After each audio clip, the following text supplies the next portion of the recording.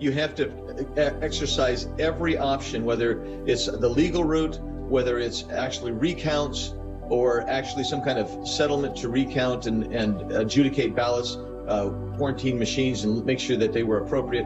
All of those avenues have yet to be exhausted. That's why none of the states have finished their canvasses. None of the states have certified either one as a victor, and that's why the media should stay out of it. We have got to make sure that we exhaust every legal remedy before you determine who you think is going to be president. Don't forget, in 2000, we gave Al Gore 37 days to exhaust his remedies in South Florida.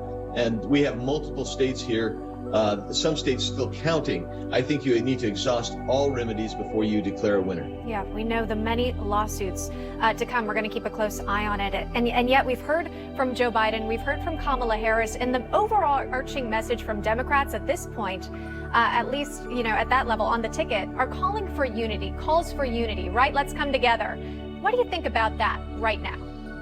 That's from the folks that filed a resolution to impeach President Trump the day after he was elected in 2016. These are the people that engaged in the Russian hoax, that called people who supported Trump Nazis, they said racist, misogynist, every hateful name in the book. These are the ones that basically did everything they could to delegitimize the president and his supporters. These are people that are saying, let's put together a list of people who served for President Trump and his cabinet and in his staff, and also people who supported him, so we can dox them, so we can attack them, so we can publicly humiliate and shame them, and as one of their commentators said, forever. And now they want to ask for unity instead of allowing us to go forward and actually determine whether he won the election or President Trump won the election.